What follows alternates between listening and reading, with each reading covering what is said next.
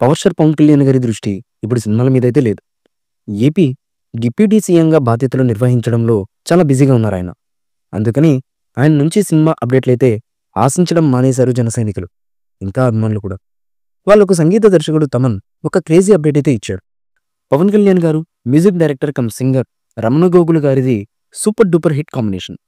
వాళ్ళ కలయికలో వచ్చిన ప్రతి సినిమా కూడా మ్యూజికల్ చార్ట్ బస్టర్ అయింది. పవన్ కోసం రమణ గోగుల పాడిన ప్రతి పాట అభిమానులతో పాటు ప్రేక్షకులను కూడా అలరించింది. అయితే కొన్నాళ్లుగా రమణ గోగుల సంగీతానికి చాలా దూరంగా ఉన్నారు. ఇటీవల సంక్రాంతికి వస్తున్న సినిమాలో ఓ పాట పాడారు. ఇప్పుడు ఆయన చేత పవన్ కళ్యాణ్ గారి సినిమా కోసం పాడించాలని తమన్ ఆలోచిస్తున్నారు. రమణ గోగుల గారితో ఓజీ సినిమాలో ఒక పాట పాడించాలని చూస్తున్నారు.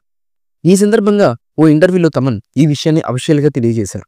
అంతేకాకుండా ఇప్పుడు ఓజీ గురించి తాను ఏం మాట్లాడినా కూడా వెంటనే డిప్యూటీ సీఎం దగ్గరికి చేరుతుందని, అందుకే జాగ్రత్తగా మాట్లాడుతున్నానని సంగీత దర్శకుడు తమన్ అయితే వెల్లడించారు.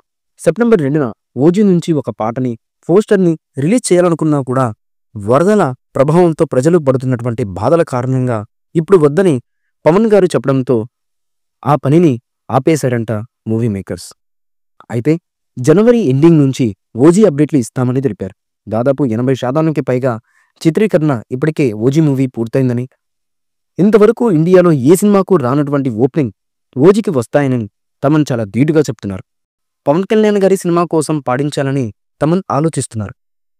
రమణ గోగుల గారితో ఓజీ సినిమాలో ఒక పాట పాడించాలని చూస్తున్నారు.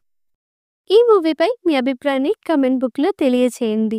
ఈ వీడియో మీకు నచ్చితే లైక్ చేయండి, షేర్ చేయండి, కమెంట్ చేయండి.